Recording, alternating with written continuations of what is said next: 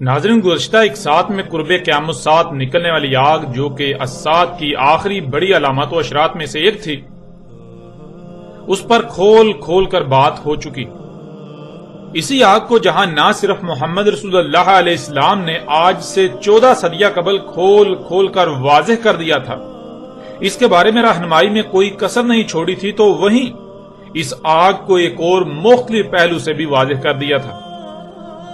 اس آگ کو محمد رسول اللہ علیہ السلام نے فرات سے ظاہر ہونے والا غیر معمولی مقدار میں ظہور کے وقت ایسا قیمتی ترین خزانہ قرار دیا کہ جس کے سامنے اس وقت کی باقی تمام کی تمام قیمتی سے قیمتی اشیاء کی چمک دمک قدر و قیمت ماند پڑ جائے گی۔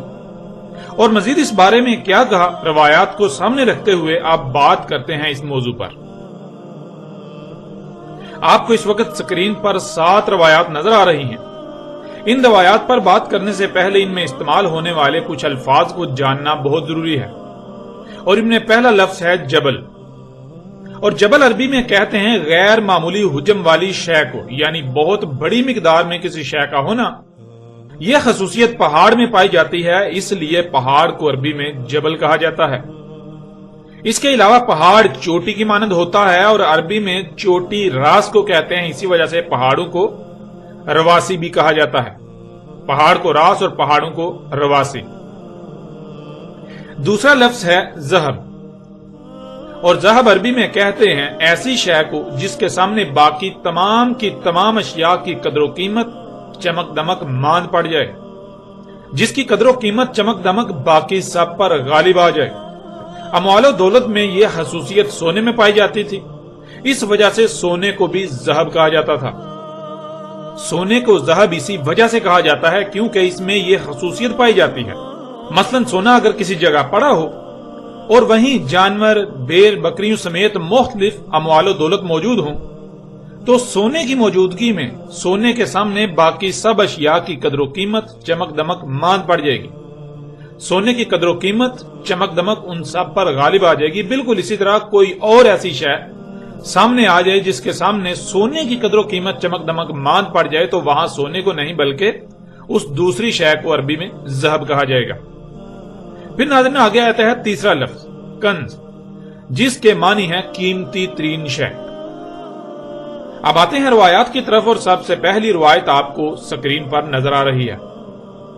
رسول اللہ صلی اللہ علیہ وآلہ وسلم نے کہا، ان قریب فرات کے پردہ ہٹائے گا بہت بڑی غیر معمولی مقدار میں خزانے سے، یعنی ایسی قیمتی ترین شے کی بہت بڑی غیر معمولی مقدار سے جس کے سامنے اس وقت کی تمام قیمتی سے قیمتی اشیاء کی چمک دمک قدر و قیمت ماند پڑ جائے گی۔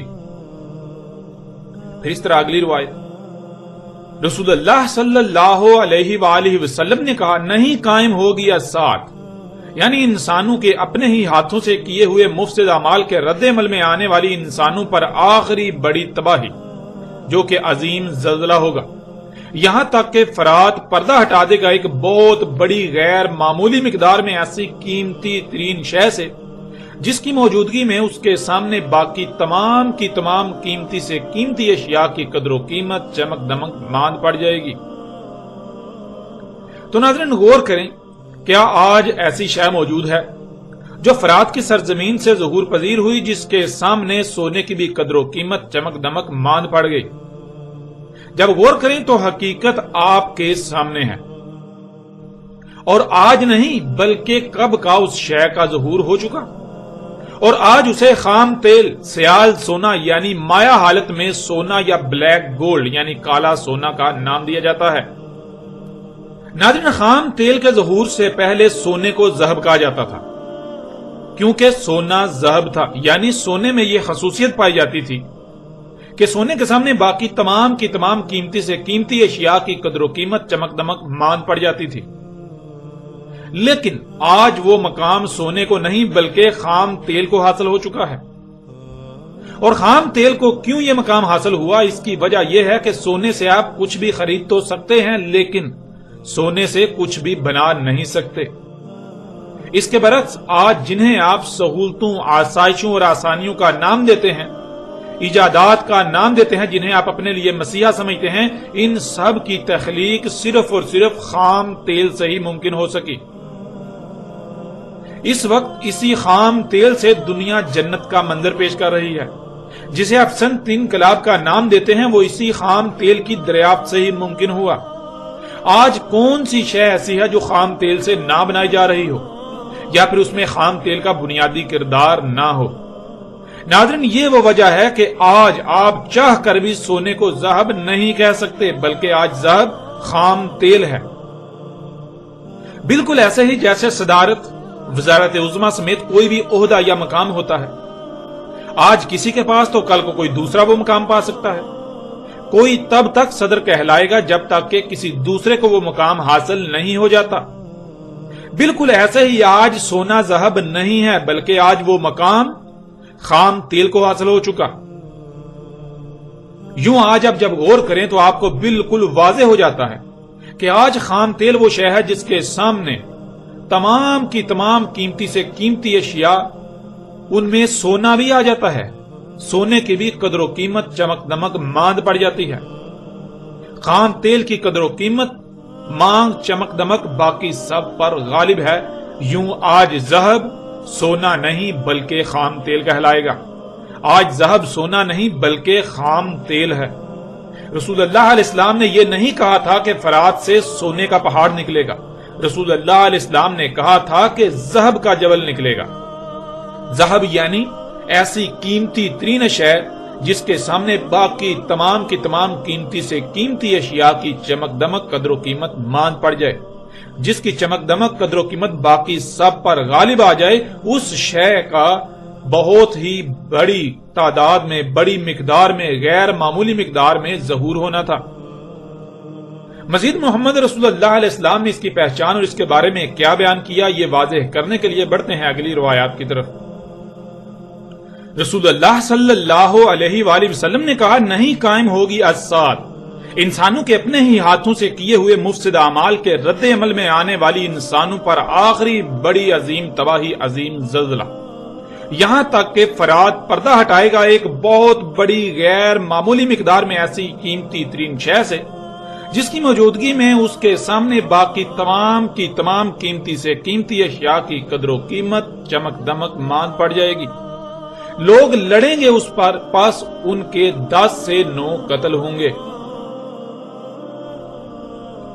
رسول اللہ صلی اللہ علیہ وآلہ وسلم نے کہا، نہیں قائم ہوگی الساعۃ، یعنی انسانوں کے اپنے ہی ہاتھوں سے کیے ہوئے مفسد اعمال کے رد عمل میں آنے والی انسانوں پر آخری بڑی تباہی، عظیم زلزلہ، یہاں تک کہ فرات پردہ ہٹائے گا ایک بہت بڑی غیر معمولی مقدار میں ایسی قیمتی ترین شے سے جس کی موجودگی میں اس کے سامنے باقی تمام کی تمام قیمتی سے قیمتی اشیاء کی قدر و قیمت چمک دمک ماند پڑ جائے گی۔ لوگ لڑیں گے اس پر، پس ان کے ہر 100 میں سے 99 قتل ہوں گے۔ پس ان میں سے ہر شخص یہی کہے گا کہ ہو سکتا ہے میں ہی وہ ہوں جو بچ جاؤں۔ رسول اللہ صلی اللہ علیہ وآلہ وسلم نے کہا، نہیں قائم ہوگی الساعۃ، یعنی انسانوں کے اپنے ہی ہاتھوں سے کیے ہوئے مفسد اعمال کے رد عمل میں آنے والی انسانوں پر آخری بڑی تباہی، عظیم زلزلہ، یہاں تک کہ فرات پردہ ہٹا دے گا ایک بہت بڑی غیر معمولی مقدار میں ایسی قیمتی ترین شے سے جس کی موجودگی میں اس کے سامنے باقی تمام کی تمام قیمتی سے قیمتی اشیاء کی قدر و قیمت چمک دمک ماند پڑ جائے گی۔ پس جب لوگ اس کے بارے میں سنیں گے تو لوگ اس کی طرف چل پڑیں گے، یعنی اس کو حاصل کرنے کے لیے اس کی طرف اپنا رخ کر لیں گے۔ پس کہیں گے جو اس کے پاس ہوں گے، اللہ کی قسم اگر ہم نے چھوڑ دیا تو اس سے سارے کا سارا لے جائیں گے۔ پس لوگ اس پر لڑیں گے حتیٰ کہ تمام کے تمام سے 99% قتل ہوں گے۔ ناظرین، آپ نے روایات کو دیکھا، ان میں رسول اللہ علیہ السلام نے کیا کہا۔ اب اس بات پر غور کریں کہ کیا آج ایسا ہو رہا ہے؟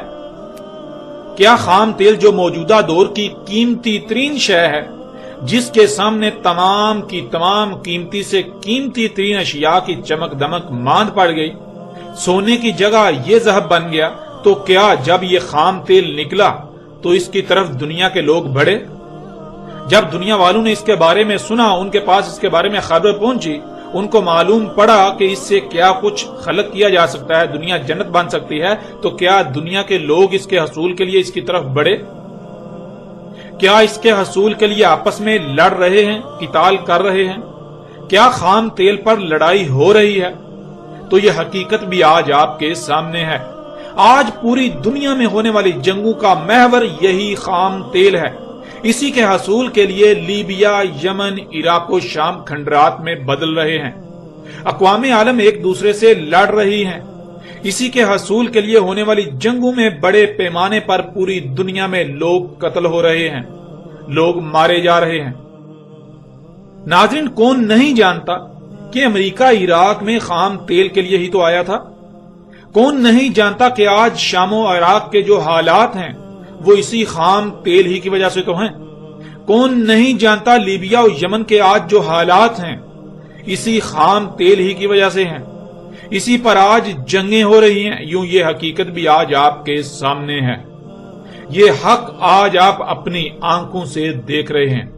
پوری دنیا جانتی ہے کہ آج پوری دنیا میں ہونے والی جنگوں کا محور خام تیل ہے۔ خام تیل کے حصول کے لیے پوری دنیا مختلف گروہوں میں تقسیم ہے اور آپس میں لڑ رہی ہے، جنگ و جدل کر رہی ہے۔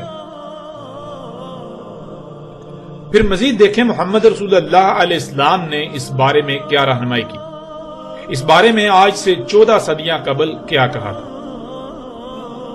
رسول اللہ صلی اللہ علیہ وآلہ وسلم نے کہا، ان قریب فرات کے پردہ ہٹائے گا ایسی قیمتی ترین شے کے خزانے سے کہ جس کے سامنے اس وقت کی تمام قیمتی سے قیمتی ترین اشیاء کی چمک دمک، قدر و قیمت ماند پڑ جائے گی، اس کی چمک سب پر غالب آ جائے گی۔ بس اس وقت جو بھی موجود ہو اس میں سے کچھ بھی نہ لے، یعنی خواہ کچھ بھی ہو جائے، اس وقت جو بھی موجود ہو اس میں سے کچھ حاصل نہ کرے، اس میں سے کچھ نہ لے۔ اور ناظرین، یہ بالخصوص اس وقت کے حکمرانوں کو کہا جا رہا ہے، یعنی ان لوگوں کو کہا جا رہا ہے، ان شخصیات کو کہا جا رہا ہے، ان شخصیات کو نصیحت تھی جن کے ہاتھ میں اقتدار ہوگا، جن کے ہاتھ میں یہ فیصلہ کرنے کا اختیار و صلاحیت ہوگی کہ آیا کہ اس کی طرف جایا جائے، اس پر لڑا جائے، اس میں سے کچھ لیا جائے یا پھر اپنا ہاتھ روک لیا جائے۔ اس طرح اگلی روایت، رسول اللہ صلی اللہ علیہ وآلہ وسلم نے کہا، پردہ ہٹائے گا فرات ایسی قیمتی ترین شے کی غیر معمولی مقدار سے کہ جس کے سامنے اس وقت کی تمام قیمتی سے قیمتی ترین اشیاء کی چمک دمک، قدر و قیمت مان پڑ جائے گی۔ پس قتل ہوں گے اس پر ہر 9 میں سے 7۔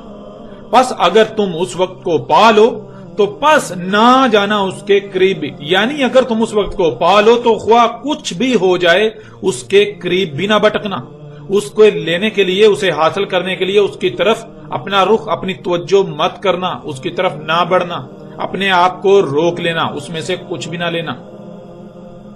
ناظرین، جیسا کہ گزشتہ ایک ساتھ میں بھی یہ بات گزر چکی کہ محمد رسول اللہ علیہ السلام نے اس آگ سے کچھ بھی لینے سے منع کیا تھا، تو اسی بات کو یہاں ایک دوسرے پہلو سے بھی بالکل کھول کر واضح کر دیا کہ جو بھی اس وقت کو پا لے، جو بھی اس وقت دنیا میں موجود ہو، جب یہ قیمتی ترین شے جس کے سامنے اس وقت کی تمام قیمتی سے قیمتی اشیاء کی چمک دمک، قدر و قیمت ماند پڑ جائے گی، یعنی خام تیل نکلے، تو کوئی بھی اس میں سے کچھ بھی نہ لے، اس کے حصول کے لیے اس کی طرف نہ بڑھے۔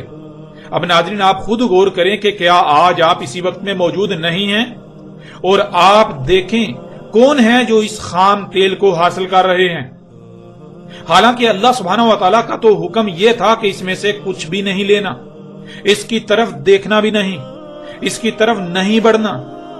اور یہی اللہ نے اپنے رسول محمد رسول اللہ علیہ السلام کے ذریعے انسانوں کو کہا تھا، اب جو اللہ کا حکم مان کر اس پر عمل کرے گا بلا شک و شبہ وہ مومن، اور جو نہیں مانتا تو وہ مومن کیسے ہو سکتا ہے؟ ناظرین، ذرا غور تو کریں، غور کریں آج کون لوگ ہیں جو اسی خام تیل سے لے رہے ہیں، جو اس کی طرف بڑھ رہے ہیں۔ وہ کون لوگ ہیں جن کے پاس اقتدار ہے، جن کے پاس اختیار ہے، یہ فیصلہ کرنے کی قوت و صلاحیت ہے، جن کے پاس یہ فیصلہ کرنے کا اختیار ہے کہ آیا اسے حاصل کیا جائے یا پھر اس سے اپنے ہاتھ کو روک لیا جائے۔ وہ کون لوگ ہیں؟ تو آپ کو بالکل واضح نظر آ جائیں گے۔ اگر تو وہ ایسا کرتے ہیں جو اللہ نے حکم دیا تھا اس طرح کرتے ہیں تو اللہ کے قانون میں مومن، اگر وہ ایسا نہیں کر رہے تو وہ مومن کیسے ہو سکتے ہیں؟ مومن تو کہتے ہیں جو حکم دیا جا رہا ہے اس کو نہ صرف دل سے رضامندی کے ساتھ تسلیم کرنا بلکہ اس پر عین اسی طرح عمل کرنا جس طرح حکم دیا جا رہا ہے، جس طرح کرنے کا کہا جا رہا ہے۔ تو ذرا غور کریں، کیا آج بالکل وہی کیا جا رہا ہے جو اللہ کا حکم ہے، اللہ نے جو حکم دیا تھا، یا پھر اللہ کے حکم کے برعکس کیا جا رہا ہے، یا پھر اللہ کے حکم کے برعکس ہو رہا ہے؟ وہ شخصیات، وہ لوگ جن کے ہاتھ میں اقتدار ہے، جن کے ہاتھ میں پوری کی پوری قوموں کا حال و مستقبل ہے، وہ کیا کر رہے ہیں؟ آیا کہ وہ اسے حاصل کر رہے ہیں یا پھر اسے حاصل کرنے سے رکے ہوئے ہیں؟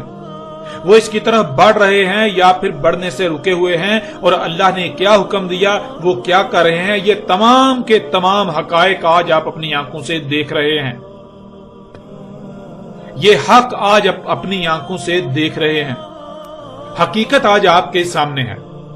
یہ عرب جو آج اسی خام تیل کی وجہ سے دنیا میں جنت کے مزے لوٹ رہے ہیں، ان کو کس نے یہ اختیار دیا کہ اللہ کے غیب کا کفر کریں، یہ اللہ کی آیات کی تکذیب کریں کہ اللہ نے اس خام تیل کو کسی نہ کسی مقصد کے لیے خلق کیا تھا اور یہ اسے وہاں سے نکال کر اپنے مقاصد کے لیے استعمال کریں؟